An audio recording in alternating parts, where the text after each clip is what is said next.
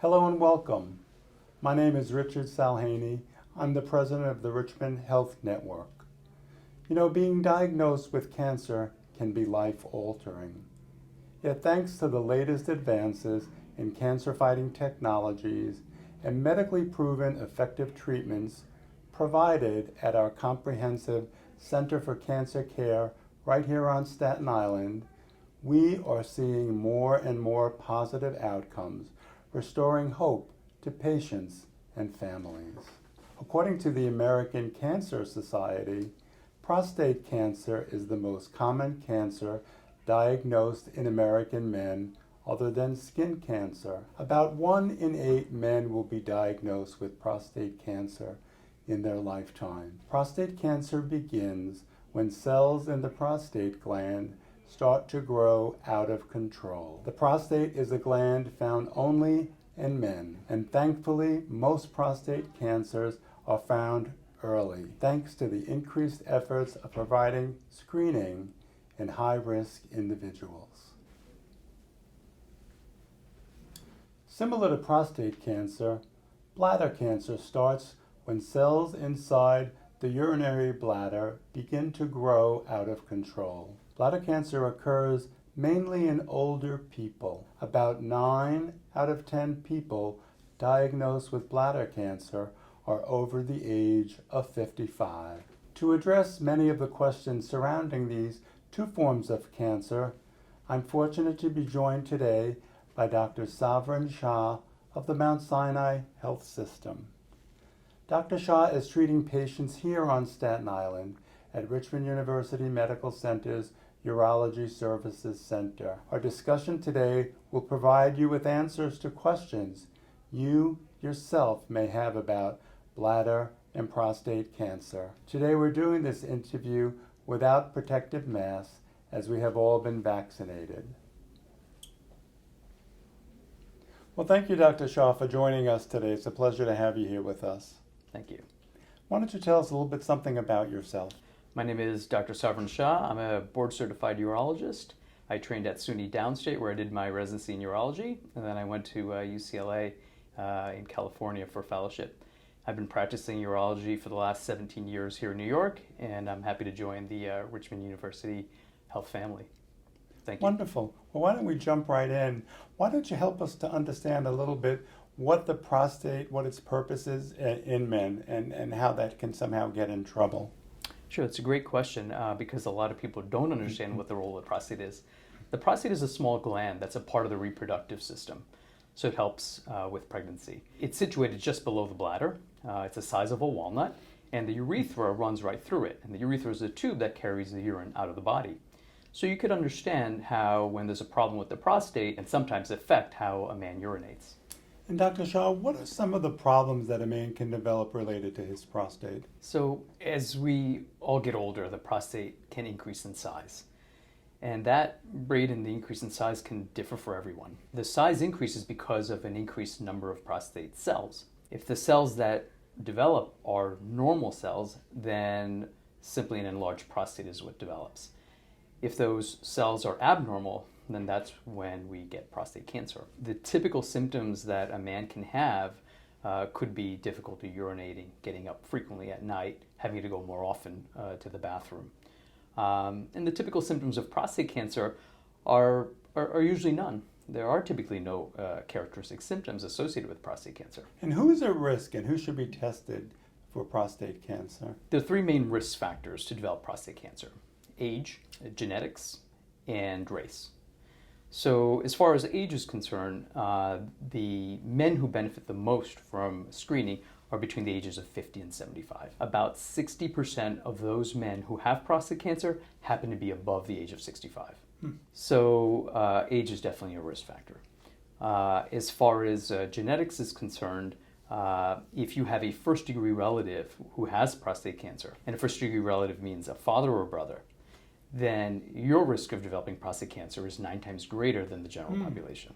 As far as race is concerned, African American men and Caribbean men of African ancestry have a much higher incidence of prostate cancer. And the frightening thing is that when those men develop prostate cancer, the severity tends to be much higher. So in summary, the men who most benefit from screening for prostate cancer are men between the ages of 50 and 75. 60% of the men who do have prostate cancer happen to be above the age of 65. As far as race is concerned, African American men and those from the Caribbean of African ancestry have a much higher incidence of prostate cancer. And when they do develop prostate cancer, they tend to be a higher risk, a higher grade. As far as family history is concerned, genetics plays a big role. If you have a first-degree relative who has prostate cancer, then your incidence of developing prostate cancer is 9 times higher than the general population. So the current U.S. guidelines for screening for prostate cancer are meant for those men between the ages of 50 and 75. However, if you're of African American ancestry, then the screening should start at the age of 40. And if you are of any ethnicity and have a first-degree relative with prostate cancer, your screening should start at the age of 40. Screening consists of a digital rectal examination and a simple blood test called a PSA that can easily be done in the office. Now, if the physical exam or the PSA is elevated, what are the next steps? An abnormal examination or an abnormal PSA doesn't necessarily mean that a man has prostate cancer. These results can be abnormal because there's simply an enlarged prostate, or maybe there's some inflammation or irritation of the prostate that can make the results abnormal. But the best way to diagnose prostate cancer is with a biopsy. And a biopsy is a 10-minute office-based procedure that's done under local anesthesia.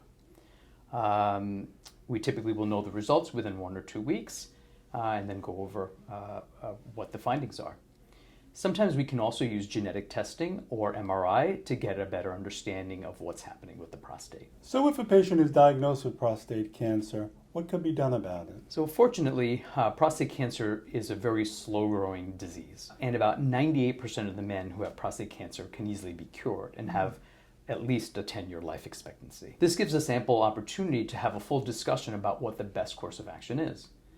There are some men who have a low-grade, low-volume prostate cancer that can safely be just monitored. And this is called active surveillance. Active surveillance means that we'll repeat the PSA, maybe in every 3 or 4 month intervals, and perhaps even consider repeating that biopsy 2 or 3 years down the line again to make sure there are no other changes. And if at any point we feel that treatment is necessary, we could safely institute the treatment at that time without necessarily losing out on an opportunity to cure. If a prostate cancer is moderate or high grade, then it's probably best treated with radiation or surgery. Luckily nowadays the technology is so good that we can administer these therapies with very minimal to no side effects. Nowadays surgeries can be done with very small incisions, and oftentimes a man can go home the very next day. There is a novel procedure that was recently approved by the FDA called HIFU, High Intensity Focused Ultrasound. And this is a treatment for a select group of patients who have certain low type and low volume prostate cancers. It involves using radio frequency waves, very concentrated radio frequency waves, to cause a burn and to destroy prostate cancer cells. The benefit is that it could treat a part of the prostate and not necessarily involve the entire prostate. Dr. Shaw, what advice would you give a man who would be afraid to make an appointment to discuss his prostate? It's important for families who have men in their lives to encourage them to seek screening for prostate cancer. It's one of the most preventable causes of cancer death in the United States. A short visit to the doctor can lead to years of extra time with your loved ones. Well, switching topics, if we may, I'd like to talk a little bit about bladder cancer, which has a high presence on Staten Island.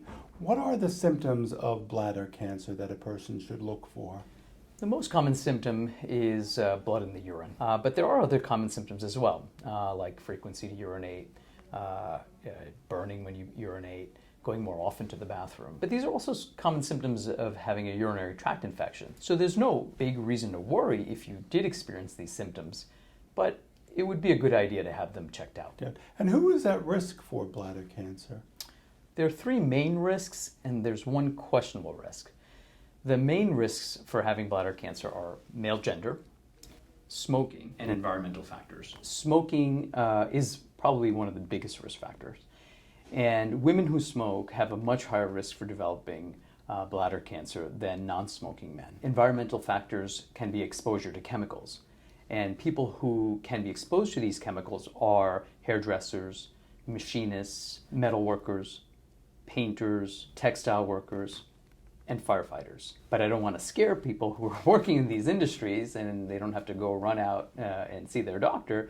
But certainly if they develop any symptoms that are concerning, it'd be a good idea to get checked out. And when they go to the physician, how is the diagnosis made? So sometimes a diagnosis of prostate cancer is suspected based on an incidental finding on some form of imaging or x-ray that was done for other reasons. But probably the most common, as I mentioned earlier, would be seeing blood in the urine. And if somebody came in and I suspected that this is what we had to look for, we would do something called a cystoscopy. And a cystoscopy is placing a small flexible scope into the urinary tract to just take a look at the bladder. It offers a much better view than any imaging test can offer. And would you take a biopsy during that cystoscopy? So typically biopsies are better done under anesthesia, and a cystoscopy is done in the office. So if we did see something that's concerning, we'd schedule that for the operating room with anesthesia. And in the operating room, our goal would be to scrape out whatever suspicious areas that we saw so that pathologists can look at this under a microscope and then give us some more details about what it is that we're looking at. And so once the person has the diagnosis of bladder cancer, what are the treatments available to them? So many times the shaving procedure or the scraping that we do in the operating room should be sufficient. But the problem with bladder cancer is that it can come back. There are certain characteristics that we need to know. And one of the most important thing is how deep into the bladder is that cancer going. If cancers are just superficial, meaning just on the surface of the bladder, perhaps no additional treatment and just monitoring. Certain types of superficial or surface cancers can be treated by giving medications into the bladder. Certain more aggressive types of bladder cancers may be best treated with surgery. Rarely, well, I wouldn't say rarely, but in highly select patients, you can even spare the bladder and just remove a part of the bladder that is affected by the cancer. So in closing, with regard to prevention, would you endorse smoking cessation for patients? There are so many reasons that a person shouldn't smoke. Not smoking is one of the best ways to prevent bladder cancer. There are so many other health benefits as well. Thank you for being with us here today. Thank you for having me. Well, I hope you've enjoyed the program this afternoon. My thanks to Dr. Shah for being with us this afternoon and providing his knowledge and expertise. I hope we've been able to answer some of your questions about bladder and prostate cancer. For more information about Dr. Shah and these cancers, you can visit him at 1200 South Avenue on Staten Island, or to schedule an appointment, you can call his office at 718-370-1400. Thank you.